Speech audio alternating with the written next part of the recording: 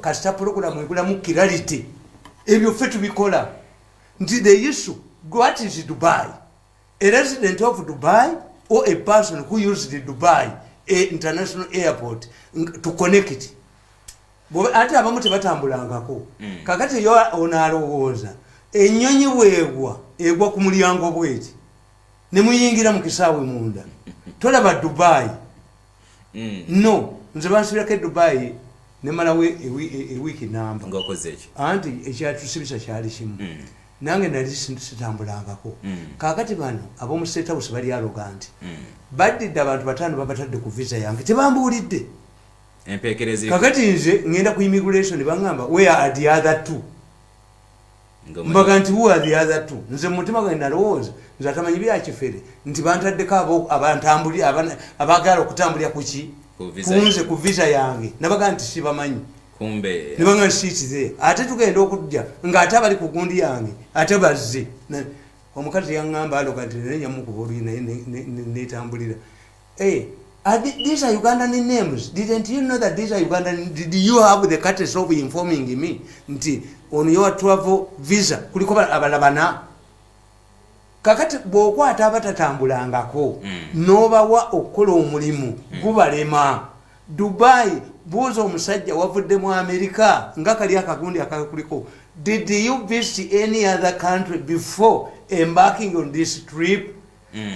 Dubai is not the originality. These people bonna be munakwata tebalinyanga ku ttaka lya Dubai. You have made an advert that is confusing. But yagambye aba Dubai temujja kulaba yino mugambe between now and such a date and this one. Abantu bonna bayingira Uganda. Lwaki olowooza Dubai? Because Dubai ennyonyi yonna esooka kudda waabwe waayo. If you use Ethiopian Airways center yayira mamala kudda Addis Ababa. Kakati bwoba wagira ku Emirates ennyonyi mala kudda waabwe waayo. Nti KLM weva wanira egwa Amsterdam yegwa kati mukuru Merundi kana akadde that's why you see nti ne Kigali eyina stringent measures ebayina bangi lwaki ennyonyi yaabwe yebaleese akawuka kebweru tekabaddewo wano kakati lojja otuuka ekiseera n'ogamba nti professor omuzungu yajja wano nalaba president bali bamuganya ababbi ba Heresi bagiyite enzike okubbiramu nti bafunye windfall endala bafunye windfall kakati Kadaga n'amuyamba n'alaba president omusajja n'amugamba nti look sanitizer zonna zemukozesa zidda bacteria. This is not a bacteria, this is a virus. Nga badokita bonna engalo bizaabwe abali wano bonna tebakitegeeranga ti you are fighting a virus not a bacteria. Sanitizer zezimu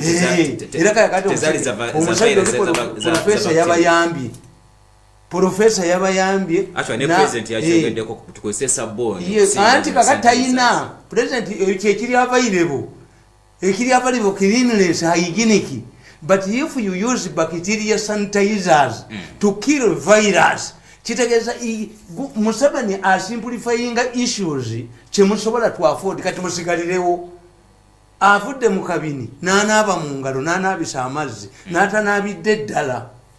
Kakati today we are fortunate nti president agreed Kadaga yamuyambye ogwokubiri. Kadaga azere kuti Museveni Kadaga yewunya omuvubuka ogamba mami tayagala Kadaga naye ate Moses gwe twamuteekako tamusobola mami tayagala Kadaga. Are you recruiting a headmaster for your school? What are you going to do? Why don't you value people? Kati nze bano bonna bantu yapusi baani abanalweso basobola okujja ne banyonyola abantu naye bankuba singa ndi waffe mukyalo nagaana okukola ndi waffe netuulidde siyinza kujogebwa mulundi gwakubiri kasodira ne bakufuula kazungu wano mu kisenge wano ne bakufunza bwe bakuteeka ekitegeeza mu kino Kadaga yejeredde yes eddaka tulina wano Kovaniro tulirina oli professor amenyiddwa mu nsi yonna yabagamba you are fighting a virus, not a bacteria. Not a bacteria, but whatever you have here is it. Kakati neziyamba gamba nti look nze ndi musanyufu nawandiise ekitabo kyange kumbeere mu gwanga ndi musanyufu osanyuka si kumbeere mu gwanga it is a wake up call kuzukuka. Yes, challenges zireeta solutions.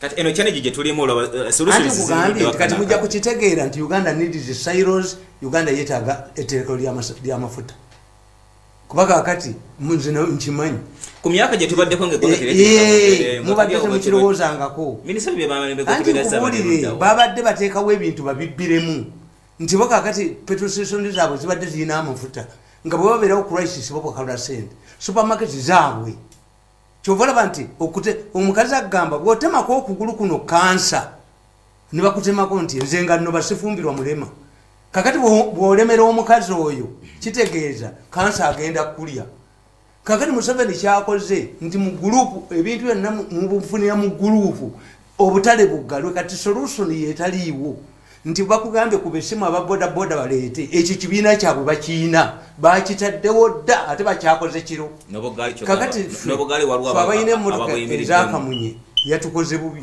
yali tugambye nti kamunye eyo bwoba ogituddemu basatu every vehicle basatu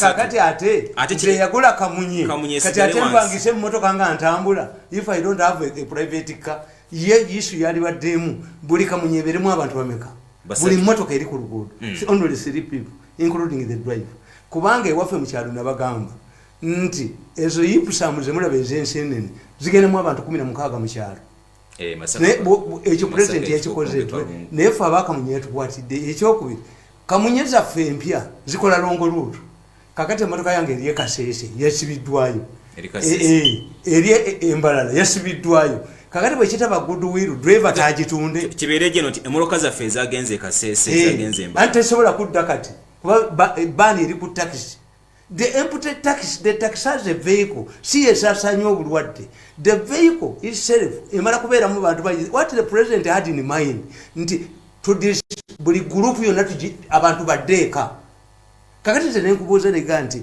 olaba omusajja ayina buli kantu konna omuyitali majege gamukubye ne gamuzze ewaka naye ng'emmere gyeri buli kimu gyekiri tulaba wano abazungu volokano nti olusozi lugenda kuwandula omuliro ne galemerayo tulaba wano gundi omuyaga ne baga nti omuyaga katulina gujja ne bagupima galemerayo katonda yakola abantu katonda yatukola nga tuli bagumu nnyo nti mwe mufulumya mayiti omukazi afudde ng'azaala ate waliwo ayingira n'olubuto abasawo be bamu omudwadde wa siriimu ne bwabanga aweddeyo n'omusuula ku loogi benda eryato erigudde mu nnyanja bavuba abatakisi olaba ku motoka egudde nga babatemamu ne bawandula ku ddusi ne bakanyukayo akakonga n'agiddamu n'agivuga kuba katonda yatukolera enzyme zisatu katonda yatukolera enzyme ekumalako ennaku nti nze kitange bwe yafa nalowooza sikyaddako ndabe yaani but after some time you heal enzyme eyokubiri omwana ono yayonka ku nnyina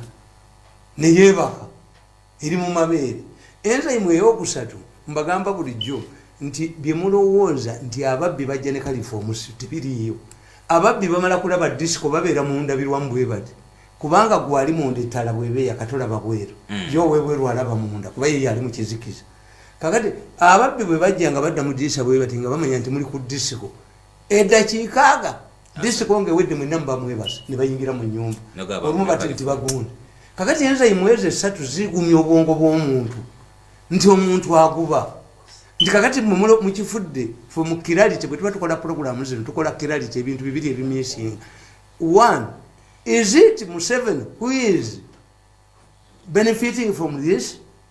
Museveni is a beneficiary, yes, naye ayagala obulamu but Museveni alwanirira mmwe nga metro ni atakiriza bawala kufuluma nemuga nti ki metro ni banaye twajjirwa ekikazi ekyo mugende mufune embuto metro nyono president wabanga alwanirira ffe lwaki face to kiza president byatugamba anti message tepakole nje mubadde used tineba minister babakulu abamaanyi manyinyo ne former PPS yagenze najjayo omuntu we obwongo bwe tebumubuulira nti ojje ente ya kalusu mu faamu y'Essembabule n'ogitwala mu faamu y'Embalala zonna zigenda kufa akalusu this minister obwongo bwe abadde amanyidde kubba sente za nzige kakati coronavirus naye yamuyita enzige era bwe nabadde mpandika akamu ku butabo bwange nabagambye nti kukyali waffe kwaliko abali baabafu naye kwaliko omukazi nga bamuyita mulinywa yalwala obulwadde obufaanananga coronavirus abaganda baluyita luyiro abakolola kitaggwayo olukwata nnyo abakadde oluyiro kakati abalya mulinywa bonna twabategeera ku kyalo nga buli alidde mulinywa ayina oluyiro balwala oluyiro netumanya abo basizi n'abo basizi omuyimbu mu siyole y'abasezi baga nti kasoli omukadde naawe owangaala twabategeera balya mulinywa nti abo bonna ekibalwaziza oluyiro balya ku nyama yaani. We identified the cannibals on the village. Kakati bano, like the cannibals in my village, top pig people did not understand. Bajanga ne bajjayo abantu aboku immigration ne balya $10 ne bata omuntu kubanga nabagamba nti omuserikale waawa n'omuntu atalizoninga akkiriza ababbi ne bakukuse mundu ne bazijja ebusiya ne ziyingira. Kakati yena atamanya nti bagenda omujja ebusiya bamutwala akuuma ebbanka mundu ze yakkiriza zimuttireyo. Kati eyo kirality obuzibu buli ku bana ba civil aviation okukkiriza abantu bano anti kati tugenza okutegeera kakati kyembabuulira nti twetegekere ate a pandemic. Why? Bwe kibanga kati abantu tugenza okugala ekisaawe nga bameka abafunidde kwezo mistakes eziri ku kisaawe. Tugenza okugala supermarket singa bameka abafunidde mu supermarket. Tugenza okugala obutale singa abantu tubakende nga bameka abafunidde because all of these are potential.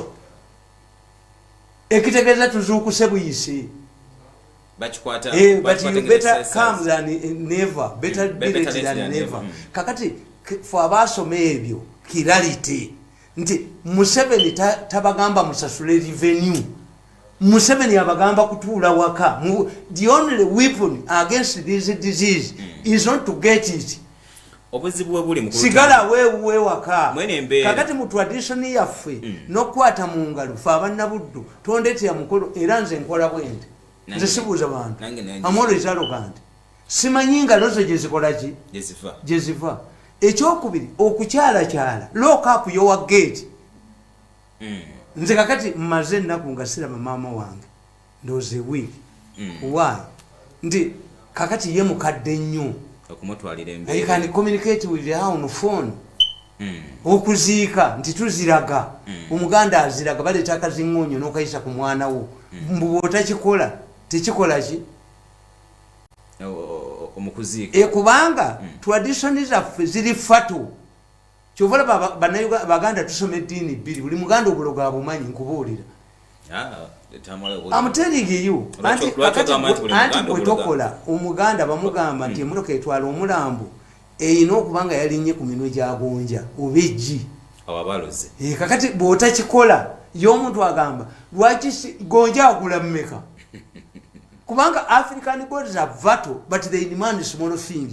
Kuno okusaddaka si kwawana ebyokusaddaka ebyo abantu is not byawana nti leeta embuzi etaliko bwoya ebyokusaddaka abantu byali ate eno waggulu mu lubiri gye basaddakanga abantu mu lubiri lwa kabaka nti bwe babateekako kabaka engoma eno mujaguzi eteekako kabaka batta muntu ekubiswa buno. Why? Olubiri lwonna okuluteeka ewantu mu Buganda bateekawo abantu 7 abawala 30 abalenzi 40 embeerera bayagala okulemesa kabaka nti kabaka teyali badde n'embiri everywhere ne bamuga kale oyagala olubiri tulukuzimbire tuwa abaana 7. Mukulu Mirundi kwene embeera gye tulimu yakanayo cyane tulaba banafa abakumadde okuli aba LDO okuli abo singa bali mu medical gear ebyambalo abali ku duty special duty. When you go to Kenya abaserikale bonna bali kabanga balina bulletproof vests abawano mutwe.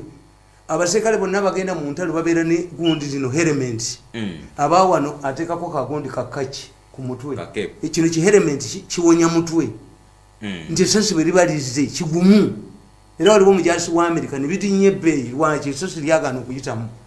Kakati ffe tukola gafula nti abaserikale abaali badde ku duty nabo baali badde bambadde naye ekyo ekyambalo kigula $2. Kakati nti eventually mukono owa poliisi ayoola abantu basanze mu bbaala nga banywa abayina n'okubanga bayina addayo eka mu bbalakisi n'alabaani. Kati abo baali badde abali mu special duties baali badde basasulwa ssente endala nga bayina gundi giya ndala nga ne mu bbalakisi tebaddayo. Ekyokusatu nti ffe bwe tuba tusoma puroguramu eyo nga bajja tusomesa 1 you use prominent people like the president abantu bebalinamu obwesige like traditional leaders like kakati mu Uganda sente zakuba buli institution yonna nti it was not the initiative of religious leaders to close their churches. ababadde bakyagala ssente institution zaabwe zonna zaggwamu dda nti Mengo kyapa mu nnyuma sultani wamulabyeko ng'avaayo ayogera kyapa mu ngalo wamulabyeko Mengo is discredited era n'abagereka yekka ye yavuddeyo yakyayina credibility ne Katikkiro yavuddeyo ayogera ki simanyi kugenda kulya ku bantu ssente Katikkiro wa Buganda tusigaliza Museveni yekka Katikkiro yavuddeyo Gambia ayogera ki nga ensonga za coronavirus zigenda maaso mugundi tetulina nkugambye nti as a mass communicator tugamba what type of people who have influence mukulu mbere ndowuliriza radio anti gwe ayogera ani amuwulira because he wouldn't have influence tulwali badde resistance yadda mukyapa mu nyuma nadda mu Buganda Land Board bulunaku bubbi nebba abantu kakati institution y'Emmengo yafa ekyokubiri nti tunuulira egundi Ssaabasajja Kabaka akyaganye kubanga Ssaabasajja Kabaka mugezi tayinza kuga nti musigaleeka abawadde emmere naye bamuvumiremu kubanga eyo pazo eyamunaalyaki yasigaddewo kati notulyanga nti Nsereko mu kibuga ye wa byabufuzi era ekibuga kirinamu amanyi yayogerera abasuubuzi looni muzikendeezi kino mukikendeezi where is Kasiita where is the National Chamber of Commerce nti Kasiita yayonooneka dda negaza abantu amaduuka. My point is, why do I speak and the people listen?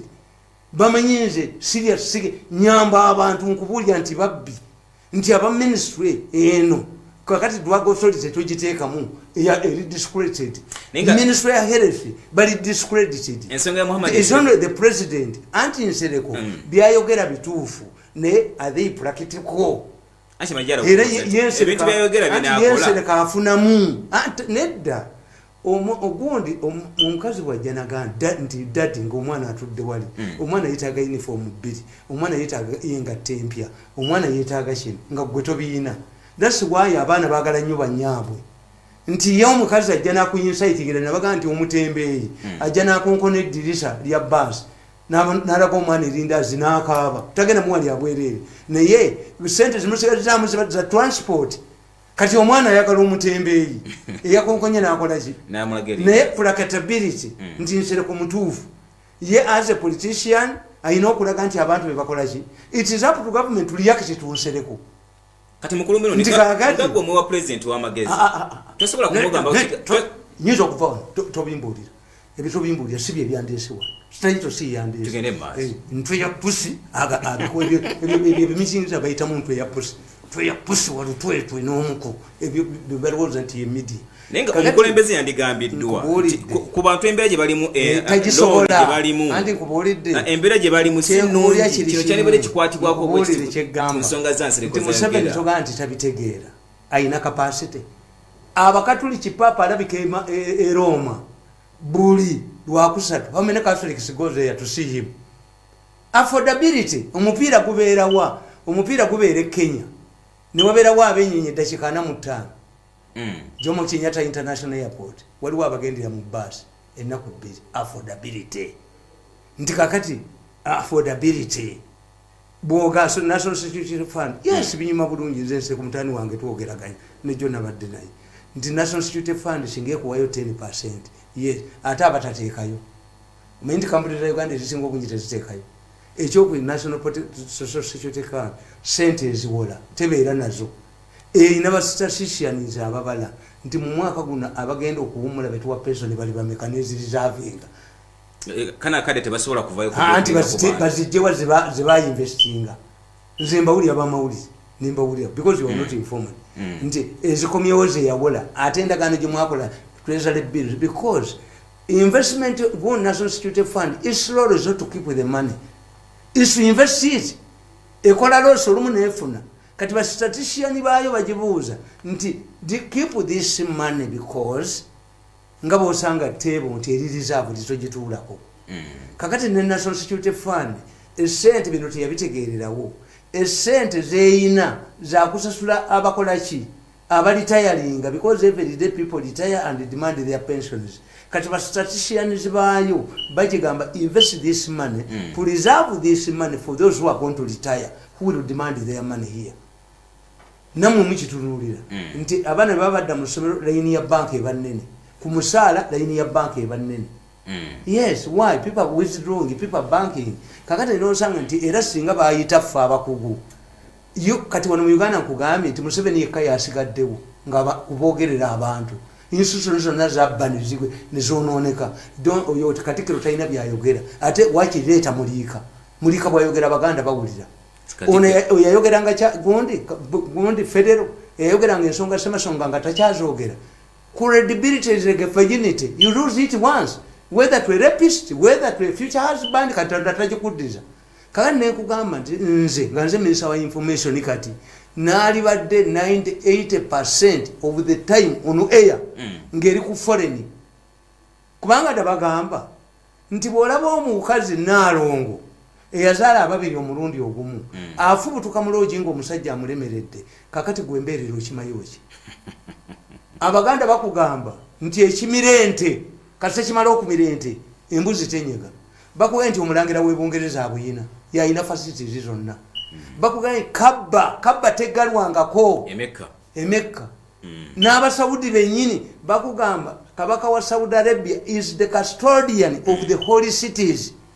Kyekimu ku bitiibwa bakugamba nti bano bakabaka b'e Saudi ate nga obwakabaka bwa Saudi bwatandika 1933 si bukadde. Obwa Buganda emyaka 7, obwa Japan emyaka 25 bugenda mu 3. Obwakabaka bwa Saudi Arabia ensi ya Saudi 1933. Naye kwe bafugira abantu bagamba nti bo bayina Oluganda Nabi Muhammad. Ekitiibwa ekyo kitendezebwa emirembe gyonna. Kakati bo olaba omusiraamu bamuganye okulinya habba va kuona avudde ebweru. How much money does Saudi Arabia been getting from abagendayo? Mukulomero ni kana akadde nga gwalengera ebyawala kubanga embeera gye tutumanyi nti bagenda ku exhibit era nzisiri ku nnaku za Museveni 32 ne 10 nyezi yatateeweza transport sibiri mu lwansonga. Is that does Museveni have professors abakola eddagala? Trump akugamba nti Easter bujja jirya nga musoma. Why? Ayina abakola eddagala. Ffe tulindiridde bano. Kibafulumya. Ne bagamba nti habusigala w'omugagga tomujjaayo tomufunyisa lubuto. Kuba yakubbirayo emmere funyisa abalala. Ono bw'omufunyisa lubuto bagenda mugoba takyasobola mirimu mwenna mube. Kati ffe tulindiridde tuti ng'omuvubuka yakwana habusigala w'omugagga emmere bw'ejjamu abagenyi muba temukyalidde. Bebigana mu America olw'okulowooza image yammwe ey'enzige okubba ssente z'enzige nti kakati bano abawala abakola mu woteeri eyo omuli bano abali isolated bo balina gundi engoye eziri preventive zebaddayo eka kakati kyekubuuza bano ababavuga ku airport ne babatwalayo tebaddayo eka bakebere. Luporo zikyaliwo kubanga waliwo kana akabuka kakuba bamafiya nti bamafiya mu Uganda be bawamba buli kantu konna. Kakati babadde tebaagala kata balemedde okugulu kwa kansa nenga kansa yeyongera kola ki.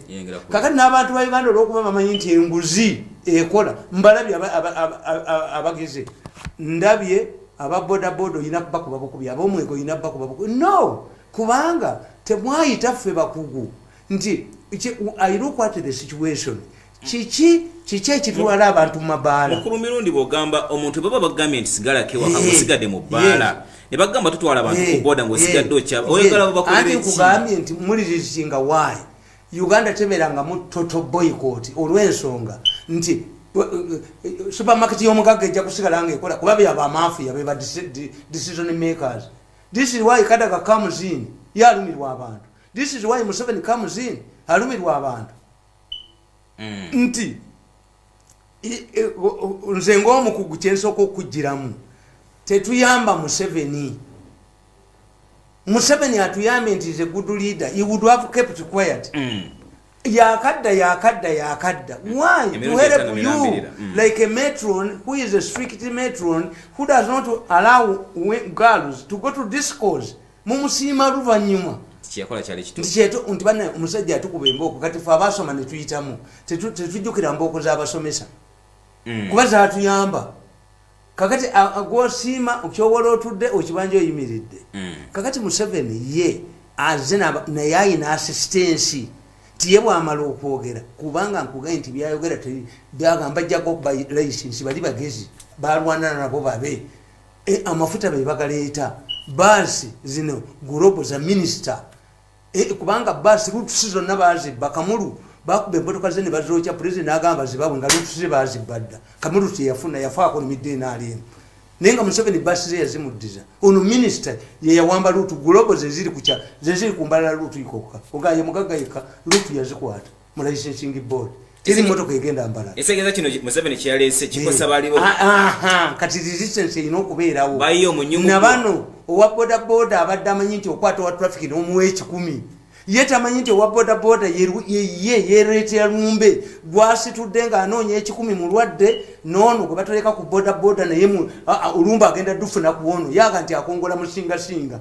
nabawadde ekyokulabirako naye mbaga nti fa abaganda bwe bagendanga okuzimba ku bizimbe by'abasingasinga nga bamutikka enkokoto yeekweka nageekweka mu mpaji nti akongola omusingasinga ate okongola omusingasinga ng'empaji ekuli ku mutwe kwata enkokoto giyiweyo ojje ng'otambula mpola kakati mumulowooza mukongola Museveni si gwe mukongola Museveni has managed to give you information ye economy n'agikkiriza nti gavumenti ebadde efuna sente ku bisaawo ye biggalewo gavumenti ebadde efuna sente ku gundi eggalewo Museveni kyatanakolako abapoliisi aba patrol bambale abasawo bambale abamawulire ekyokubiri kyatasobola kukola kugamba mbawadde emmere tikisoboka kwene embeera gye tugenda mu mirundi tekisobola naye nga eddagala ly'obulwadde obwo liririmu kubeera nga temuli mu mugotteko embooka evaayo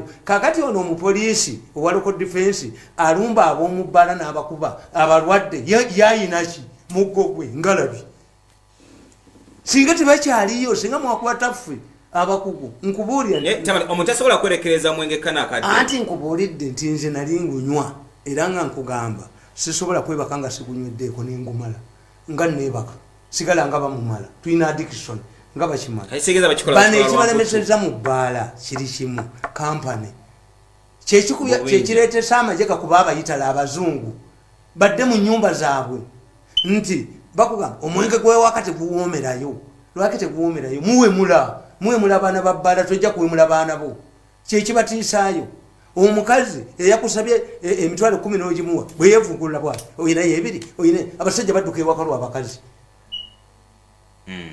kakati nze ngeyasoma psychology kyenjeje nti ebyo namala bibala nti owaali oga nti omupiira oyagala gulabira mu gurupu nti ye naye mu kabbuli gyogenda okufa ngaofudde mu kabbuli eriyo gundi eriyo tv oyina sikuliini y'omupiira ne badda mu bino bipuulu okuwemuliramu omwana najabyebambamu ebyo ne bibalemezaayo ludo tukuba 3 ebyo kakati ffe tutuula bwongo bwa muntu ffe abasoma psychology ne mascom tutuula butuuze ntukudizayiningira puroguramu kiki ekibatwalayo nti kampany 2 babadde bakimanyi era ekyo okuba emiggo ne bagiraga kyenkuga nti makeeri alina obulwadde bwe buba tebunnafunibwa ddagala mujjayo abalwadde ab'amaanyi ne mubalaga ensi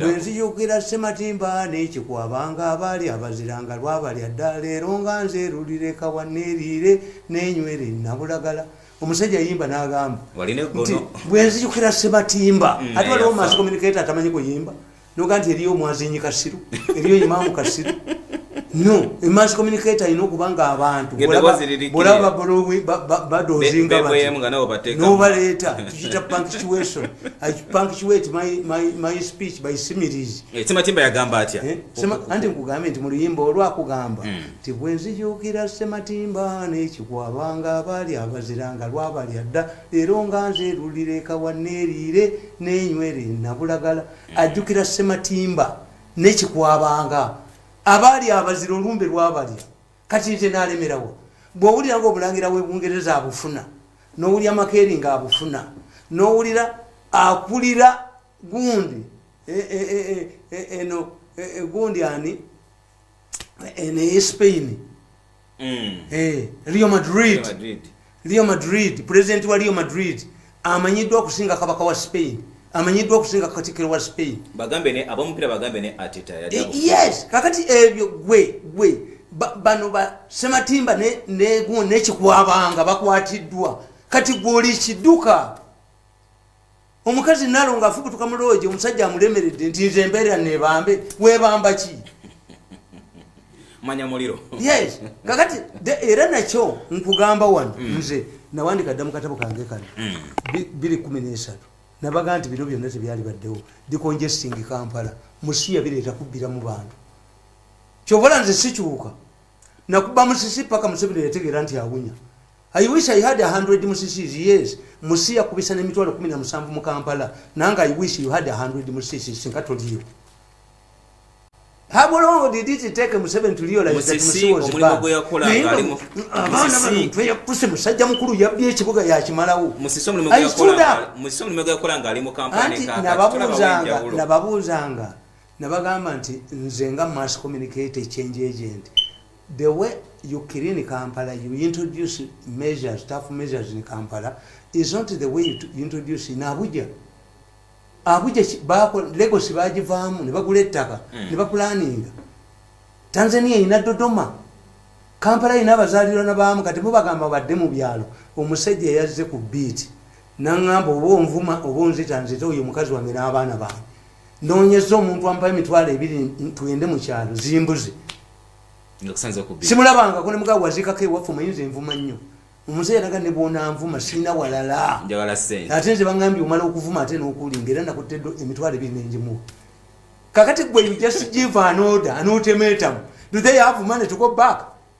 Abantu bayitawo. Kyenagambanga musi nti okobya amatembeeyi mu kibuga omwana azalibwa mu Kifumbira tamanyi Kabaale omwana azalibwa Kato Kinyolo tamanyi Hoima kubanga mu bibuga byaffe nti buli omu omunyolo yamanyi nga jajja omusajja tulina mu Kinubbi gundi ku Lwentebe era walina okubawo omunubbi why the Banubbi went there osanga bakuumanga abasirikale abanubbi abakuumanga gavana awe bawamba nawo kakati era baliraikire kubeerawo ne boogenda mu America World Cup yali mu America ng'era ttiimu balina gye bazitutte ewali population y'Abayitale ewali population yaki kubanga kakati gwe musese okwata abantu bamala mu kibuga omwana ono mufumbira we munyolo kakati yekayeggalire ekirabbe nalwana ne musisi ne muwangula nwanyine ne Lorenzo ne banemba kubya emyaka 6 sirida mukola nabo ku nsi mu Kabuli ne mu Gulu siri basonyi nze sida mabeni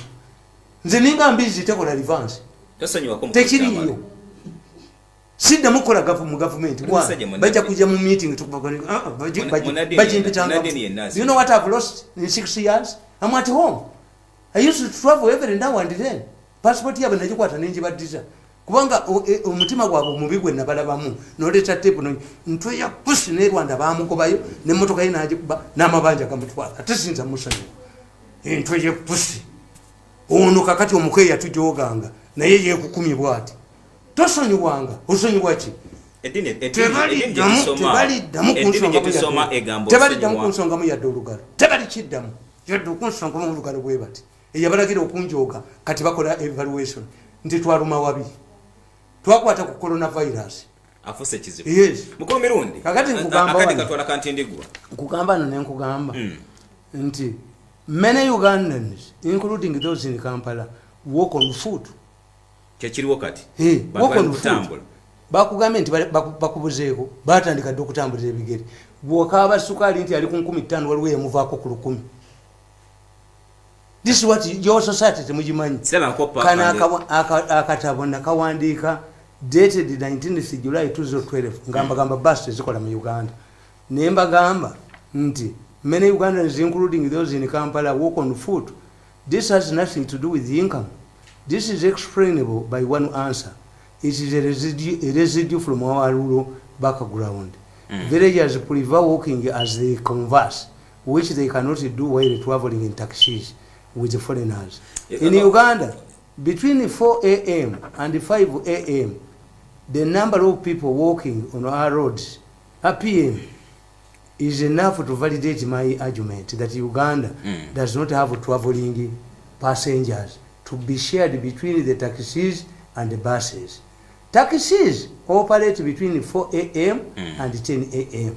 They transport those who are going to market and school children. From 10 a.m. up to 4 p.m. they are not traveling passengers. Why? The answer to this is that we do not have shifts in our working places like in developed countries. After work, we return home, which means that there are no passengers for both the buses and taxis. The bus operators who wanted to grab Utoda money are aware of this. This is why they want a monopoly in Kampala, the center of taxi money. Why not in the rural areas if we know that the two groups cannot operate profitably? What should we do? We should take a bold decision, ban the importation of kamunye into the country, give the operators a grace period, and make it abundantly clear to everybody that the kamunyes have no future in Uganda. We can also buy off the kamunyes and surrender them to metal factories to get iron bars. When we start oil production, we shall need low fuel consuming vehicles to get enough oil to sell. This means that we shall transform the kamunyes to buses. However, this transformation must be orderly planned and implemented. It should not be another gift to the thieves, the mafias. Why doesn't Musisi see these important factors? My answer is simple and thus, Musisi is not interested in transforming the transport services in Kampala. She was captured by the thieves, the mafias, who wanted to grab the taxi money. Also, their intention is not to improve taxi services. This is why they are demanding for monopoly. One of the characteristics of the mafia group, whenever they rear their grey heads, they demand for a monopoly for fear of competition. This is because they are not businessmen who operate on business principles. These are looters and grabbers. They do not operate on business acumenship. Enuni bwefuni bwake bay enyanja amabagisiba. Musajja mukulu bwaleeta basi mafia tayagala kuvuganya mu kati kino kye kibakubye coronavirus akubye mafia n'agiteeka wali ejjogo lya mafia lyonna likubiddwa. This coronavirus is not enzige. Zemubadde mubba buli kaseera omusajja n'akugamba nti miliyoni za dola 3 miliyoni 3 za dola. Mulira twakozesaako kampuni y'ennyonyi ne tutagisasula. Iyi enzige ezaako mu kujja no mu myaka gya 5 mwina outstanding debt nga tetugiwulirangako. Enzige nga zigenda okujja ne baga swarms of enzige sente ne bazibba ne bakomawo obuzigo buzze. Mu 1980 oba 95 era obulokasi bwajja ne buyita mu areas ezimu baba sente nga zino kakati badira ne beeyambisa ng'abasajja bewe waffe abaali omulambo gwa mulenywa nabano balidde omulambo gwa mulenywa. Mukomerondi nga tumaliriza omanyi gwalengera ebyewala nze nkuyita ebiseera ebimusekano lya gw'omuwanvu atulaba nti Putin munda mu ggwanga erya Russia babadde balina okubanga bazza simateeka wabo okulaba nga babawo enkyukakyuka mu mateeka gamwe ennaku zomeza 22 oyagala byakulonda tombulya byakulonda tusubire nti singa enteekateeka enegera mu 2021 tusubire nti nze siri musiru abantu basaba nabaga nti nze singa tutali mukwano gwa Museveni singa byonna mbikuba musaba municipality nga muntu omu yayagala okugenda mu parliament naye bw'obabuuza nga wabatuuza nti do you know the responsibilities of a municipality muzimanyi okimanyi nti municipality kasi bagifuula municipality tokyaziikamu tokyazimbamu nnyumba etali ku pulaani enguudo bamenya bumenya nga tebakusasudde kakati what do you get from a municipality even if elections are postponed ne tugaa nti sente zibadde ez'okulonda ziweebwa abantu abali ewaka bazirye mbakubira mu ngalo kiddemu ekyo yes ne tugaa nti sente ezibadde ez'okulonda okwonoona gundi ziweebwa abantu mu byalo bazirye abatalina kye balya abagenda okubba abagenda okutulumba batutte abagenda okutema amatooke gaffe nze nkikkiriza election zigenda kukyusa waliwo awangula Museveni nabaga nti okuvuganya Museveni kulinga kunaaza mulambo ng'agulaga mu ttaka kulinga omuntu atalina siripa akuuta ekigere ate n'alinnya mu ttaka ize erikyo okuvuganya Museveni ize erikyo ate waliwo agenda omuwangula